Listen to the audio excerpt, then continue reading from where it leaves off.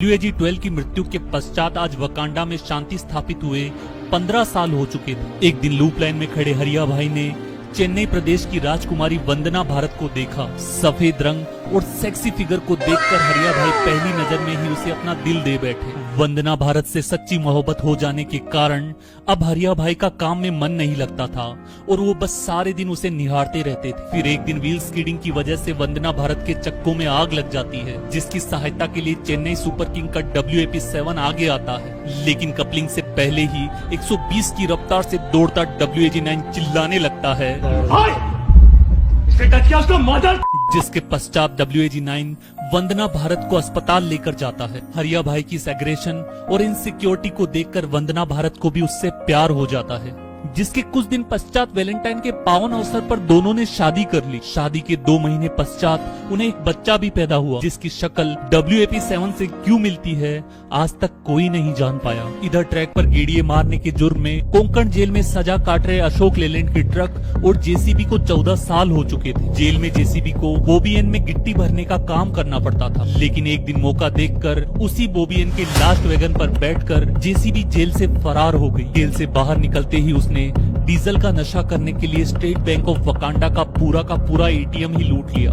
Jail में बंद बाकी बची JCB और अशोक लेलैंड के ट्रक को छुड़वाकर हरिया भाई से बदला लेने के काम में बस WAG-12 उसकी मदद कर सकता था। इसलिए वो 22 फरवरी 2014 में डीजल लोको और WAG-12 के मुठभेड़ वाले दुर्घटना स्थल पर पहुंच गई और तहस नहस हुए WAG-12 को फिर से जिंदा करने का प्रयास करने लगी। स्टेट बैंक ऑफ वकांडा के ATM से चुराई गई अथाह दौलत से कुछ पैसे आल्स्टॉम वालों के मुंह पर मारने से उन्होंने WAG-12 को फिर से असेंबल करके जिंदा कर दिया और अब JCB और WAG-12 बदला लेने की रणनीति बनाने लगे।